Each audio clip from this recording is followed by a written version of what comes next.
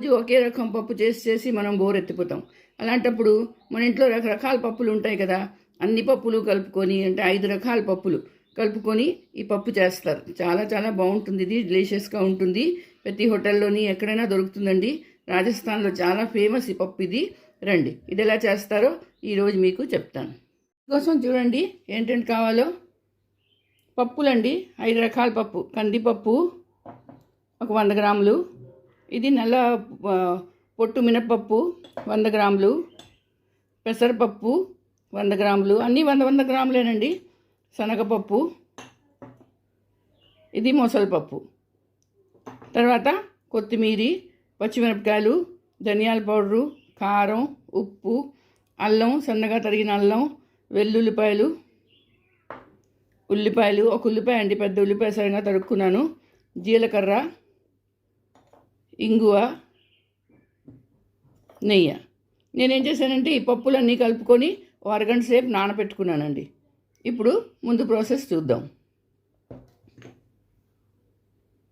Gas మీద cooker పెట్టుకున్నాను. ఈ పప్పులు వేసేస్తున్నాను. నానబెట్టుకున్నాను కదా, ఈ పప్పులన్నీ వేసేయాలి. వేసేసి అందులోని నీళ్ళు వేసుకోవాలి. ఒక గ్లాసు నీళ్ళు వేసానండి. అలాగే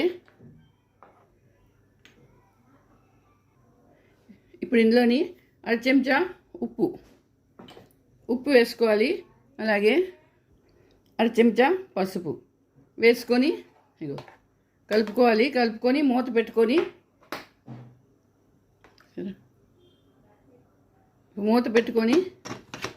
6 నుంచి 7 సీటీలు కొట్టించాలి. ఇదిగోటండి కుక్కర్ 5-6 సీటీలు కొట్టేసింది. ఇప్పుడు తీసి చూస్తాను చూడండి. ఇదిగో సరే, పప్పు ఉడికిపోయింది. ఇది ఒక్క మాట కమ్మతో మీరు గిల కొట్టించుకోవచ్చు. మెత్తగా ఉడికిపోయిందండి. ఇప్పుడు చూడండి, గ్యాస్ ఆన్ చేసుకుని మూకుడు వేసి పెట్టుకున్నాను. అందులోని నెయ్యి వేసుకుంటున్నాను. ఇప్పుడు అందులో జీలకర్ర వేసుకొని కొంచెం వేయించుకోవాలి.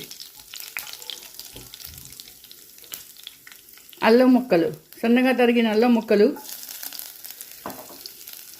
అలాగే సన్నగా తరిగిన వెల్లుల్లిపాయలు,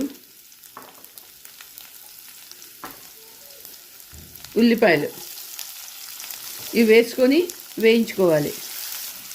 పచ్చిమిరపకాయలు,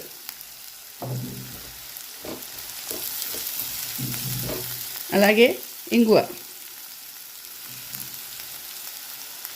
వేసుకోవాలి. వేసుకొని ఇవి కొంచెం ఉల్లిపాయలు కొంచెం ఎర్రగా అయ్యే వరకు వేయించుకోవాలి.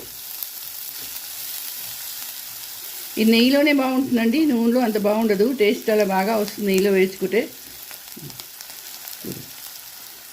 కొంచెం గోల్డెన్ బ్రౌన్ అవ్వాలండి. వెల్లుల్లిపాయలు ఇవి మీరు పేస్ట్ చేసుకోక్కర్లేదు. పేస్ట్ ఉంటే పేస్ట్ చేసుకోవచ్చు, కానీ పేస్ట్ లేకుండా చిన్న చిన్న ముక్కలుగా చేసుకొని ఇలా వేసుకుంటే ఇది ఎక్కువ బాగుంటుంది.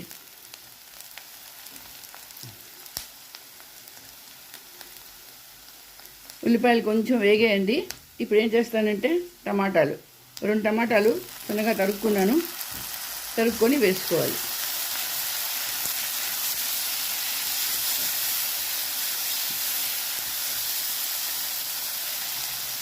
టమాటాలు కొంచెం మగ్గాలి. గ్యాస్ సిమ్ చేసుకొని దాని మీద కొంచెం మూత పెట్టుకొని 2 నిమిషాలు ఉంచుకోవాలి. ఇప్పుడు అందులోని ఆ పప్పు వేసుకొని బాగా కలుపుకోవాలి. సరే, ఎంత బాగా కలిసిపోయిందో. మీరా కింద అంతా కలుపుకొని దాంట్లోని కొత్తిమీర వేసుకోవాలి. ఇప్పుడు మూత పెట్టుకోవాలి. మూత పట్టుకొని ఒక 5 నిమిషాలు దాన్ని ఉడకనీయాలి.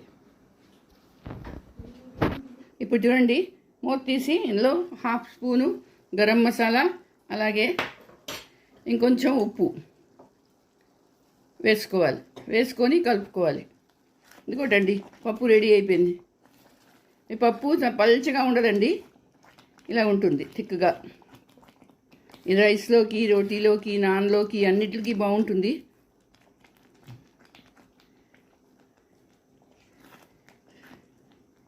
ఇగో చూడండి, చూసారా పప్పు ఎంత బాగా ఉడికిపోయిందో. ఇప్పుడు నేను గ్యాస్ ఆఫ్ చేసుకుంటున్నాను. ఈ పప్పుని బౌల్లోకి తీసుకుంటాను. పప్పులోకి తడకా ఇవ్వడానికి నెయ్యిలోని కొంచెం కారం ఉండ వేసుకున్నాను. ఇది కొంచెం వేడెక్కాలి. ఇప్పుడు ఇదేమో పప్పు మీద వేసుకోవాలి. పప్పు మీద వేస్తున్నాను. మంచి కలర్ వస్తుంది, మంచి టేస్ట్ కూడా వస్తుంది దీనికి. ఇప్పుడు కొంచెం కొత్తిమీరతో గార్నిష్ చేసుకుంటాను. సరే, ఇదిగోటండి పంచరత్న దాల్ రెడీ అయిపోయింది. ఎంతో టేస్టీగా ఉంటుంది. రాజస్థాన్ స్పెషల్ ఇది. చూడండి, చాలా బాగుంటుంది. మరి మీరందరూ కూడా చేసుకోండి, అందరికీ చేసి పెట్టండి. అలాగే నా వీడియో నచ్చిందా?